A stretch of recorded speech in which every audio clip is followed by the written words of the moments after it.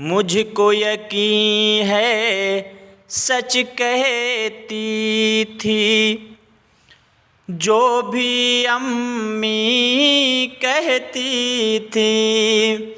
मुझको यकीन है सच कहती थी, जो भी अम्मी कहती थी।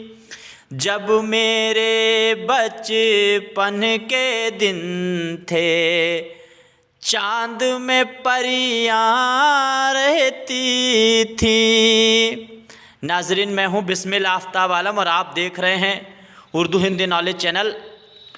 आज जो मैं आपके सामने मजमून पेश करूँगा उसमें मैं बात करूँगा फ़रहत अल्लाह बेग, मिर्ज़ा फ़रहत अल्लाह बेग का लिखा हुआ मजमून है यार बाश।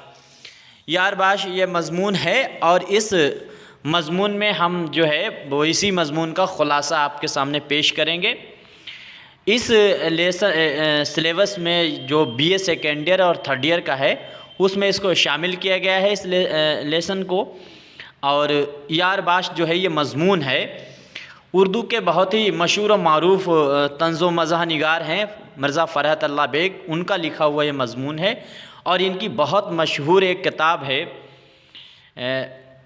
डिप्टी नज़ीर अहमद की कहानी, कुछ उनकी कुछ मेरी ज़ुबानी, जिसमें इन्होंने अपने उस्ताद मोहतरम जनाब डिप्टी नज़ीर अहमद का जो है उनके हालात ज़िंदगी का बयान किया है, उनके किरदार का उसमें ख़ुलासा किया है।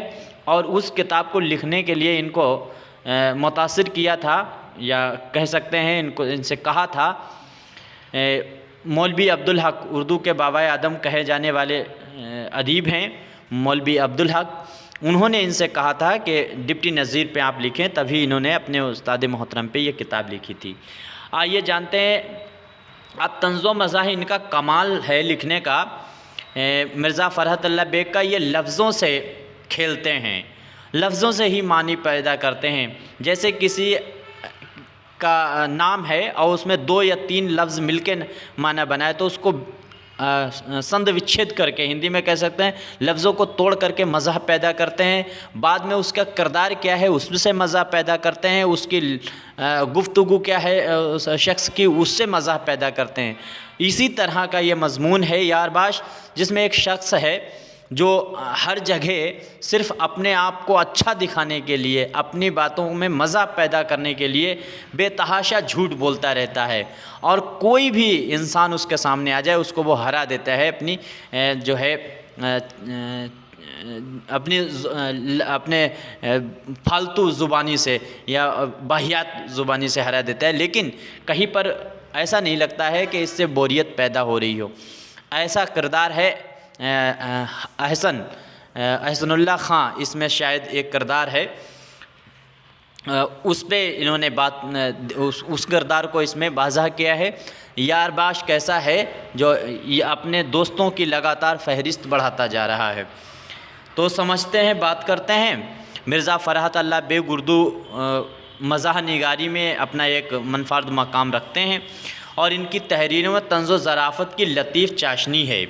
यार बाश इनका एक मज़ाहिया मजमून है जिसमें इन्होंने एक शख्स है उस शख्स का क्या है तज़करा किया है, जो हर किस्म की महफ़िल और दोस्तों में अपनी चर्ब ज़ुबानी और अक्लमंदी के साथ में जो है छा जाता है।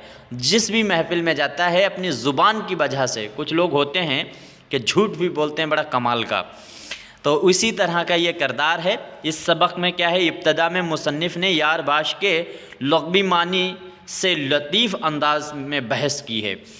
यानी यार बाश जो लफ्ज़ है, यार बाश किसको कहते हैं, यार बाश की क्या खूबी होती हैं, यारों की क्या खूबियाँ होती हैं, दोस्त परस्ती की क्या खूबियाँ हैं, इस लफ्ज़ को निशाना बनाया है जिससे मज़हब पैदा किया है। बाद में क्या करते हैं, इसके बाद में आपने एक बेतकल्लुफ़ दोस्त के दोस्त, यानी अपने दोस्त के दोस्त अहसनुल्लाह ख़ान का मुख्तसर सा तारुफ़ देते हुए उनकी चर्ब ज़ुबानी और दोस्त परस्ती का तज़करा किया है। वो बच्चों में बच्चा बन जाते हैं और बूढ़ों में बूढ़े बन जाते हैं, बूढ़े जैसी हरकतें करके उनकी मकबूलियत को हासिल कर लेते हैं। बहस करने पर आते हैं तो किसी की चलने नहीं देते, बल्कि सबको मात दे देते हैं। पहले मैं इस मज़मून को पढ़ता हूँ, फिर इसके बाद में इस पे बात करेंगे। अहसनुल्लाह ख़ां जो हैं, वो अहसनुल्लाह ख़ां जो हर महफ़िल की शमे रौनक हैं, यानी जहाँ भी जाएं लोग उनका इंतज़ार करते हैं मज़े लेने के चक्कर में।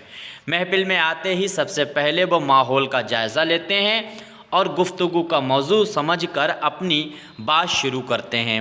सबको मात देते हैं, बहस भी होती है तो मजाक भी होता है, लेकिन मिस्टर अहसन कभी भी गुफ्तगू को इतना नहीं बढ़ाते हैं कि रंजिश की नौबत पैदा हो या रंजिश की नौबत आ जाए, यानी लड़ाई झगड़ा पैदा हो जाए, यहाँ तक नहीं जाते हैं। किसी महफ़िल में नौबत रंजिश तक आती है, वो गुफ्तगू का मौजू ही बदल देते हैं। मुसन्निफ़ ने यहाँ उनकी बहुत पुरानी गाड़ी, यानी जो अहसनुल्लाह हैं उनकी एक बहुत, उन्होंने बहुत पहले गाड़ी एक ख़रीदी थी, उसका गाड़ी बहुत पुरानी गाड़ी और नई सिवरलेट जैसी गाड़ियों का ज़िक्र किया है।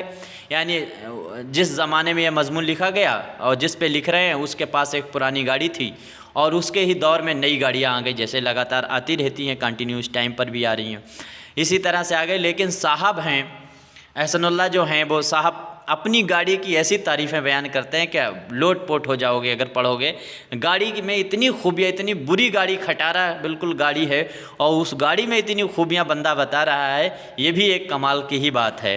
अहसन साहब की गाड़ी सबसे अफजल ही साबित होती है।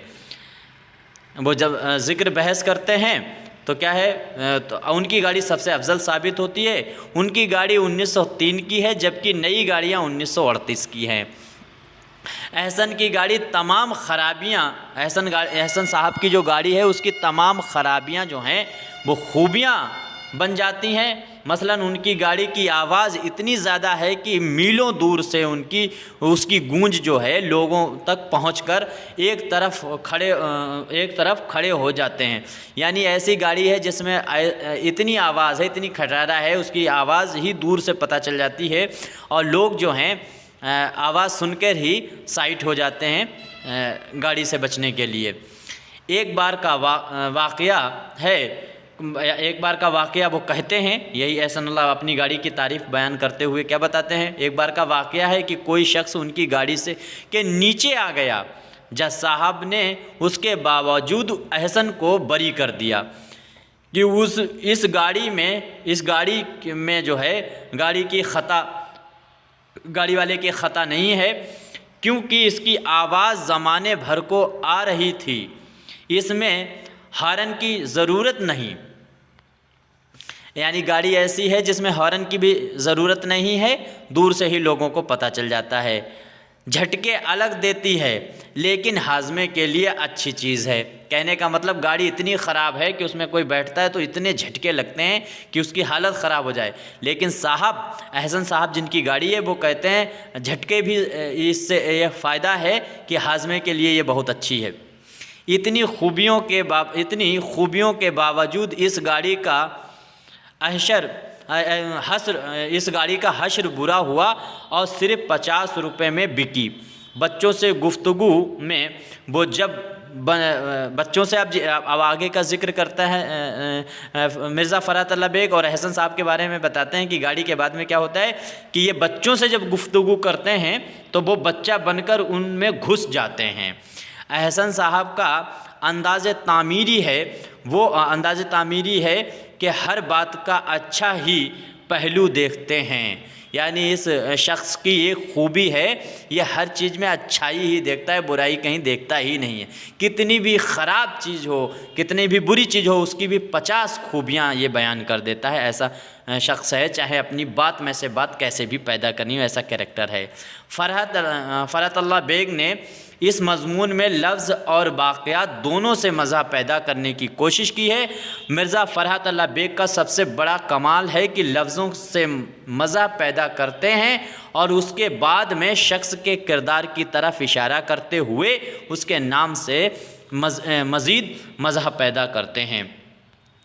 तो इसमें आज हम जो बात कर रहे थे मिर्ज़ा फ़रहत अल्लाह बेग का लिखा हुआ है यारबाश, ये जो है मज़मून है, और इसमें दोस्तों की कहानी बयान की गई, जिसमें एक शख्स दोस्त अलग से सभी दोस्तों की मंडली में ऐसा दोस्त है जिसका नाम एहसनुल्लाह है, और ये बंदा कभी भी किसी को जीतने नहीं देता है। अपनी बात को मनवाने के लिए झूठ सच जो भी बोलना है वो बोलता है, लेकिन फिर भी लफ्ज़ों में इसके बोलने के अंदाज़ ऐसा है कि लोगों को बहुत मज़ा आता है, बहुत ही आनंद आता है, जिसकी वजह से सभी लोग इसका महफ़िल में इंतज़ार करते रहते हैं कि ये बंदा आए और इसकी बातें सुने और टाइम पास हो। लेकिन इसमें ये जो किरदार है, इसने एक गाड़ी ख़रीदी थी। लोग इसकी गाड़ी का जब ज़िक्र करते हैं तो ये अपनी गाड़ियों की इतनी खूबियाँ बता देता है, इतनी बुरी गाड़ी है, इतनी खटारा गाड़ी है, उसकी इतनी खूबियाँ बता देता है।